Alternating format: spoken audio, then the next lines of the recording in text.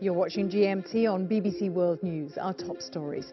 President Trump ends his policy of separating migrant children from their parents. And immigration is top of the agenda in Washington today, with Congress due to vote on measures to cut legal migration and fund the border wall that's so dear to the president. New plans for EU citizens living here in the UK. The British government is revealing how they can apply for what's called settled status. You provide this information, and if you're not going to be granted status, there has to be a very good reason why you're not going to get that. The baby the nation was waiting for. New Zealand's Prime Minister Jacinda Ardern becomes only the second world leader to give birth while in office. Hello, I'm Lucy Hawkins, live at the World Cup in Moscow, where Argentina face a crunch game with Croatia later. Will Lionel Messi deliver? Also in the programme, Mariam takes a look at what's happening in business and more trade tensions. Yes, that's right, Philippa. The pressure is growing on the United States over its tariffs on steel and aluminium imports. India and Turkey have become the latest countries to hit back with their own tax on dozens of US products.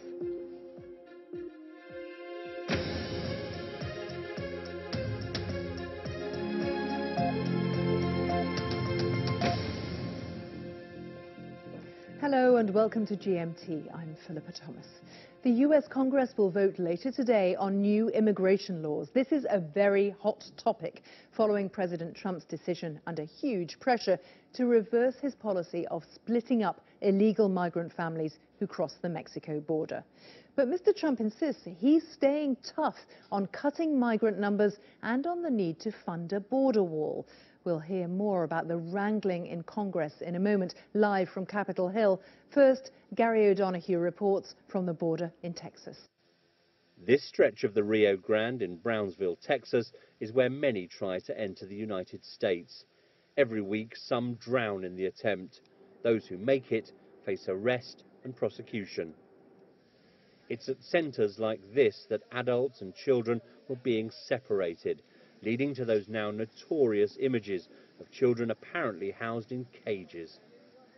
The national and international outcry was, in the end, too much even for President Trump. But he struck a defiant tone while doing his U-turn. So we're keeping families together, and this will solve that problem. At the same time, we are keeping a very powerful border, and it continues to be a zero tolerance. We have zero tolerance for people that enter our country illegally. Thousands of children have been separated from their parents in recent weeks, and no one really knows how long it will take to reunite them. It's going to be a Herculean task, if you will, because it's going to require a lot of transparency in finding out exactly where these children were separated from the families and where those parents are.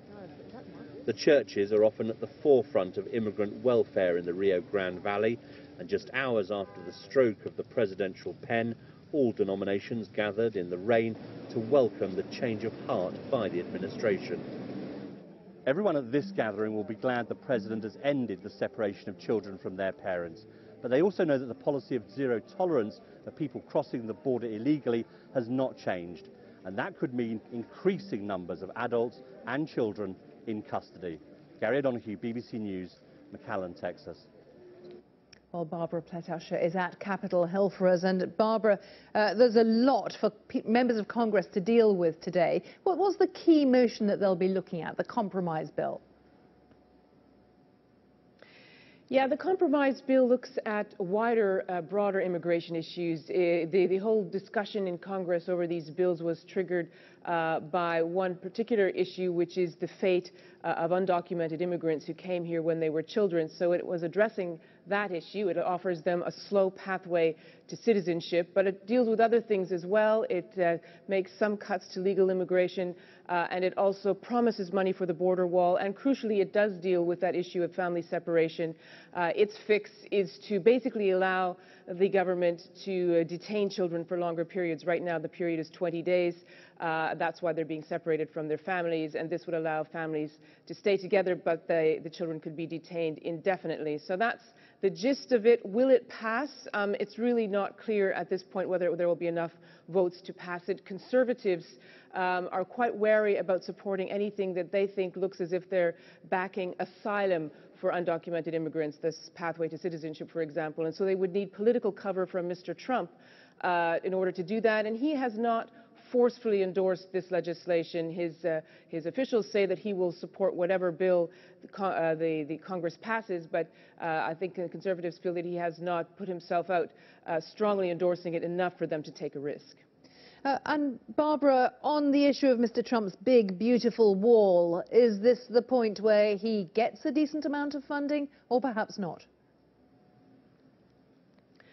Well, this bill promises something like $25 billion towards the wall. I think the details of how that money gets dispersed and when exactly are not that clear, but the promise is there. And that is one of his priorities, of course, and that's why they believe that's why he was being so tough with the family separation issue. He was trying to use that as leverage to get Congress to pass legislation that he wanted. So money for his wall, also much tougher curbs on legal immigration, and being quite tough also in terms of deporting illegal immigrants. So I think there is a more hardline bill on the table, which it's believed doesn't really have any chance of passing. He has spoken out in favor of that one, and as I said, sort of lukewarm about the other. So it's not clear that he's going to get what he wants from this bill, even if it does pass. It's going to be a busy day in Washington. Barbara, thanks very much. Some of our other news stories for you now. The Austrian Chancellor, Sebastian Kurz, is joining leaders of 4 Central European countries in Budapest for talks today on how to strengthen the European Union's external borders. Austria has made tackling the migration crisis a priority of its new presidency of the EU. The Canadian Prime Minister Justin Trudeau has confirmed the date from which sales of recreational cannabis can begin. It's a bit later than expected. It was planned to start in August or September, but it's been put back to the 17th of October after several provinces asked for more time to prepare. Pope Francis is in Switzerland, where he's spending the day meeting the members of the World Council of Churches. He has been leading prayers, and he's calling for more compassion to be shown to migrants. New Zealanders have welcomed news that their Prime Minister, Jacinda Ardern, has given birth to a baby girl. Her partner, Clark Gayford, shared this lovely photo. The little girl's name hasn't been made public yet. We do know, though, that she weighed 3.3 kilos, around 7 pounds 3 ounces. And according to the dad, everyone is happy and healthy. Let's show you the front page of the New Zealand Herald website, echoing the Prime Minister's original Instagram post saying, "Welcome to the village." And former New Zealand Prime Minister Helen Clark tweeted that the couple's parenting arrangements are gender equality in action. This, she says, is 21st century New Zealand. Well, I've been talking to the editor of the website The Spin-Off Parents about how the country has eagerly anticipated this birth. This has brought New Zealand to a standstill pretty much. Poor Jacinda went over her due date, so we've actually had days of waiting for the baby to come with her, and all day today it was all anybody could talk about, because we were told in the morning that she had gone into labour and that she was in hospital, and we've all just been waiting all day for confirmation that the baby is safe and Jacinda's doing well. So lots of celebration here. A lot of people feel on first-name terms with their Prime Minister. I suppose quite a lot of people have met her, including you. New Zealand, yeah, it's pretty little, so we can kind of, a lot of us have met the Prime Minister, but also Jacinda's kind of a different Prime Minister. She is very humble. She meets a lot of people in a way that's not, she's really down to earth. It's hard to explain. I think that she's really made herself accessible to people, which is part of why people like her so much here. Well, Lucy Hawkins is in Moscow, covering the World Cup for us, of course. But Lucy, you're from New Zealand, and you have met the Prime Minister and talked to her about this pregnancy. I did indeed, Philippa, when she was in London for the Commonwealth Heads of Government meeting just a few months ago. And the Prime Minister is very aware, I think, of what she represents. A woman holding the highest office in the land and then combining that responsibility with motherhood. But also, I think, what her partner Clark represents too. He's going to stay at home and be the primary caregiver. And that represents, as Helen Clark, the former Prime Minister, says, a very modern, progressive partnership, very much reflective of what a lot of people in the country feel is a very symbolic moment too, that their Prime Minister, only the second person to give birth while in office. So there's been so much attention. The whole country has been waiting for this moment. But when she was in London, I asked her about the pressure that I'm sure she feels, that many women feel actually, to be all things to all people. I think every woman feels that. You know, I am not alone. You know, I think, you know, any woman who I talk to, whether or not they're in work or a stay-at-home mum, feels an expectation that they're meant to be the other thing. So that is not new. And I think, if anything, it's slightly different for me because people know that I have to be the Prime Minister. So there's less guilt in that because I have this existing responsibility. So in a way, that weight's taken off me, that choice is removed. I have to be all things. The one thing I'm really keen to, though, re-emphasise is that I am no superwoman. And nor should any woman be expected to be a superwoman. We achieve what we achieve through grit, determination and help. Some practical realism there from New Zealand's Prime Minister Jacinda Ardern, who's just had a baby girl. Well, let's talk about the football now. Day 8 of the World Cup. The Socceroos taking on Denmark, a must-win for the Aussies. France and Peru and Argentina and Croatia. We're all, of course, going to be watching Lionel Messi today. With me now is Tina Kantalaki, who is an executive producer of Match Television. Great to have you here. Thank you, Lucy. Lovely to see you. What do you make of the World Cup so far, Tina? Oh, we are making a lot of things, but first of all, let me say one thing. Look, the attitude, people, what happens around us. It never happens. I never feel such atmosphere in Moscow and in other towns who are having World Cup. I think that, you know, it's once in my life and in all nations' life. And then so big tournament united all world, I think, not only one country. But how much is it helping that Russia's winning now? And that's unexpected. You're the lowest ranked team in the competition. Lucy, thank you. You know, really, it's changed all attitude because in the beginning, you know, team was a little bit humiliated because everybody was, of course, believe that we will go through the group. But with such score, with such results, and with such big victory, of course not. And now when they feel this victory, I think they completely changed, and we see that it's some new team that reborns on our eyes, behind our eyes. I mean, Tina, I know you've been speaking to some of the players. Do you think it was also partly that fear of humiliation? This is the World Cup on our home soil. We just of course, have it's to always perform. when your back is near the wall and you feel that nobody believes in you. Of course, you changed. You feel this angriness, but sometimes in a sport, this angriness is, well, you know, a lot of great stories built on this feeling that when nobody believes in you and you want to show everybody that you can be a winner. That's why, you know, these boys who completely changed all nations' attitude to them now are big winners. And I hope, because it's, you know, sport is, and football completely is such part where it's very important to be careful with the words, because we have a big way behind us, yes, to go. That's why I hope that they will be such glorified more in this tournament, since this tournament. What do you hope the legacy of this World Cup will be for Russia? Oof. I think that, you know, first of all, let me mention, I was in London, you know, 2 days before, and I feel completely interesting feeling that all guys in the taxi, they was asking me about tournament and, of course, about our country. How is Moscow now nowadays? How is Russia nowadays? And, of course, everybody now hearing that we changed. As you see, I think that you have been here in Moscow before, or it's your first coming here? No, I've been, this is my fourth time here. It's your first time. You think that we changed? People are more open, they are more friendly, Smiling. everyone is making an effort. Of course, you know, I want to say that I saw a lot of English fans here, and you know, maybe some difficulties in some navigations with the English language, maybe a little bit. But don't you think interesting for Russians to also experience this amount of foreigners in town as They well? like it, Lucy, cutely, look, you know, I saw the people on the streets after games, and look, they are all together, Mexicans, English, Russians, you know, all people from all world, because, you know, it was always Russian hospitality.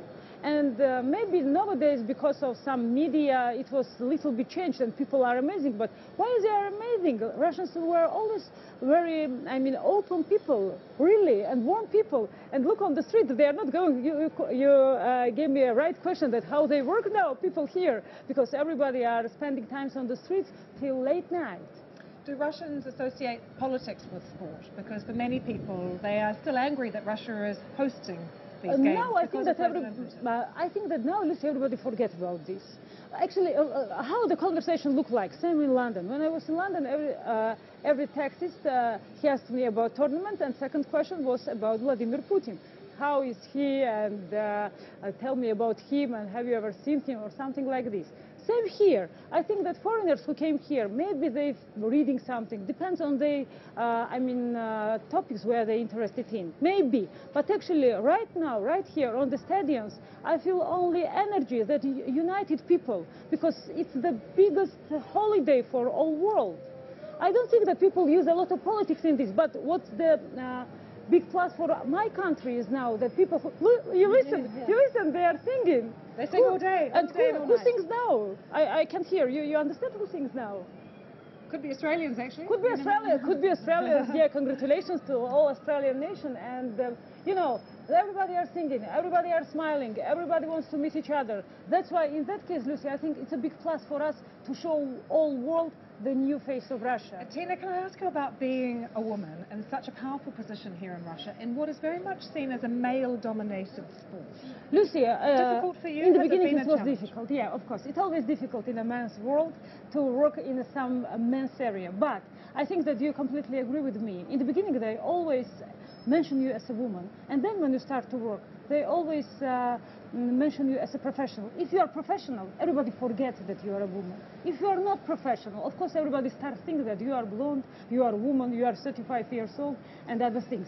That's why I think in our job, it's important to be a professional in a man's world too. Tina, it's been wonderful to have you. Thank you. Congratulations getting through to the last 16. Everyone in Russia very happy. Back to you in the studio, Philippa.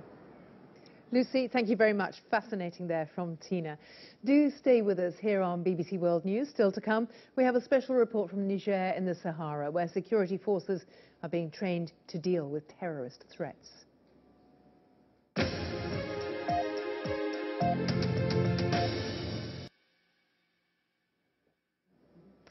Turkey holds elections this Sunday, and the polls suggest President Erdogan's AK party could lose its parliamentary majority. Kurdish minority votes could be decisive, so it all depends on how the pro-Kurdish HDP fares. Selin reports. Life is not easy in this remote village high up in the mountains of southeastern Turkey. And these residents say the government has made it even harder for them. They used to vote in their village, but now their polling station has been moved 17 kilometers away. The government says it is to protect the ballot from Kurdish militants. The only way out of the village into the town center is through a checkpoint.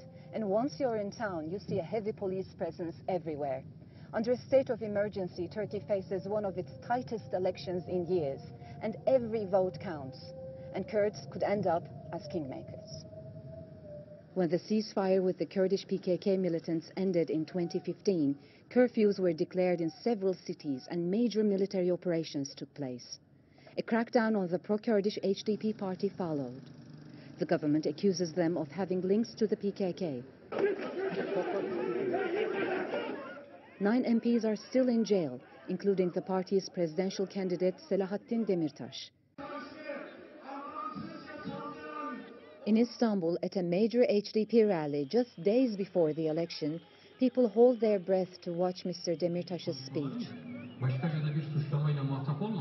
It was recorded in prison and broadcast by the state TV channel, a first in Turkey's modern history.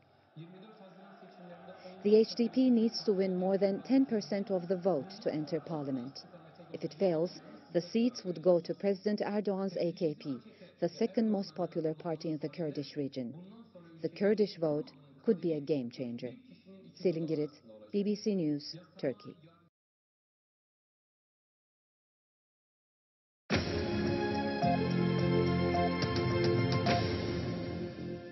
Welcome back to GMT. Time now to bring you up to date on Brexit news, where there's been quite a bit of movement.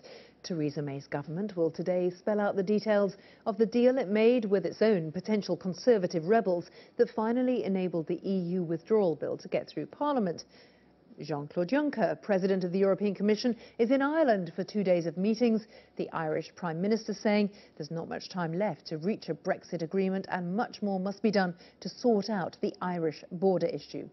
And on another of the key sticking points, how many EU citizens living here can stay, the UK Home Secretary has been talking about how they'll be able to apply for what's known as settled status post-Brexit. He says the government's default position will be to grant status to EU nationals living here in the UK as quickly as we can.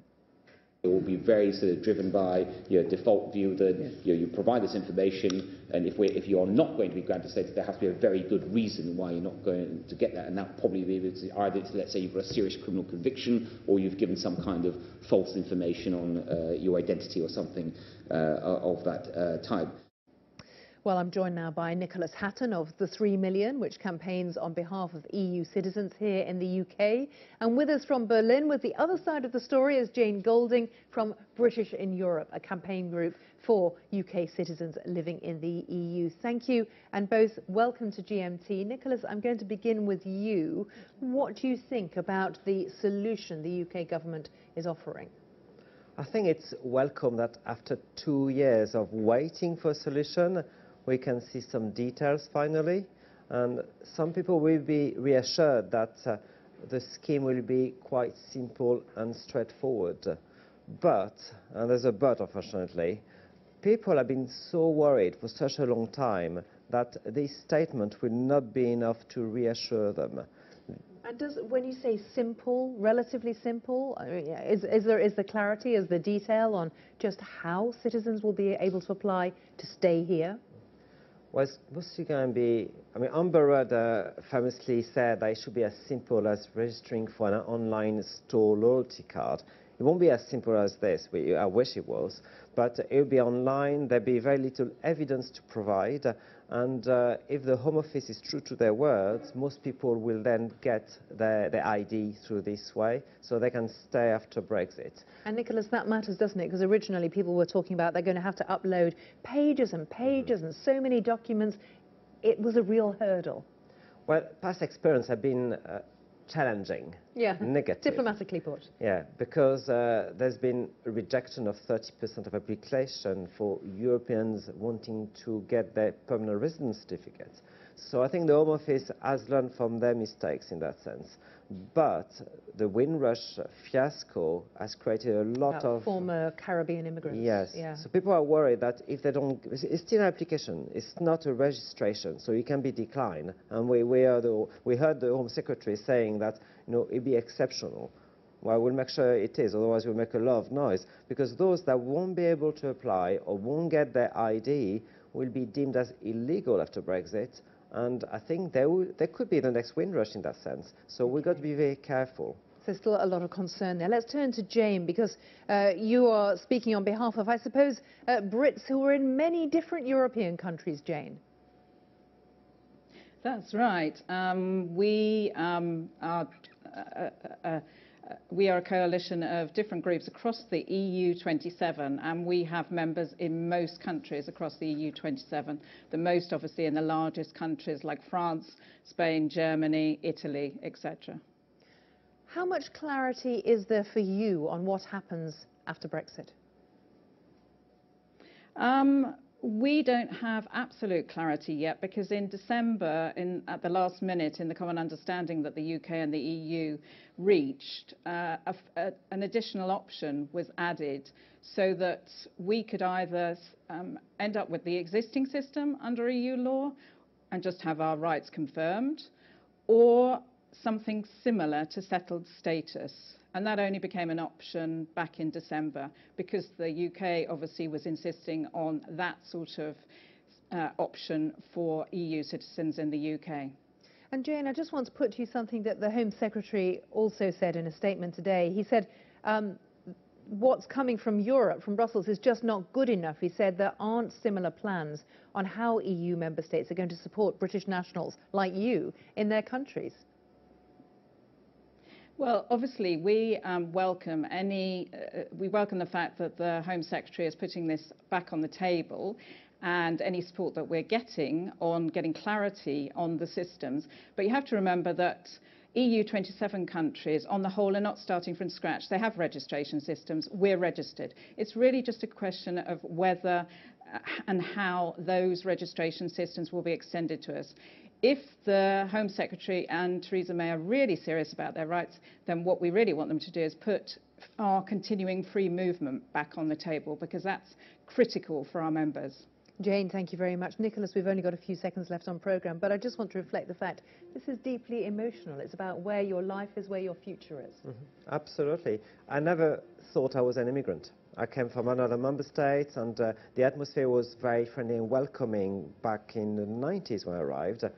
Things have changed, and we've seen a lot of verbal abuse, physical abuse of Europeans, and this got to stop. So I think it's great to have the status, but let's make sure that discrimination and the hate crimes is battled against as well. Thanks for being with us. Hello and welcome along to our latest thoughts on the European weather scene. First of all, let's just take a look at the bigger picture, because it looks pretty unsettled across this northwestern quarter. Indeed, we've had a weather front working its way across the British Isles, across this northern and western part of Europe, and that's introduced a much cooler, fresher regime, and come Friday that will have worked its way right across the top end of Europe. It's chasing in behind what will eventually be really quite an active weather front, all the way from Scandinavia through western Russia down into the Balkans through Eastern Europe. Ahead of that, still that scattering of showers, thundery showers. They've been there for a while now across parts of Turkey. We'll ramp them up as we come to either side of the Adriatic, then coming up through Eastern Europe. By contrast, the western side of Europe is a good deal quieter, warmer, finer, certainly across the southern half of France, down across the Pyrenees to Iberia. But once we come back towards Scandinavia, this is the parent low that's driving that weather front ever further towards the east. It's still there as a feature across western Russia, with some cooler, fresher, showery weather just chasing in behind, but all the while out towards the west. I think the thing that you'll notice is that the temperatures are slowly but surely going to rise here. London and Paris, very good examples of that. Madrid, look, a little bit further, around about the sort of low to mid-30s or so, and into the east, well, once that weather front is away, as I say, things will just turn that bit fresher across much of Eastern Europe. Bye-bye.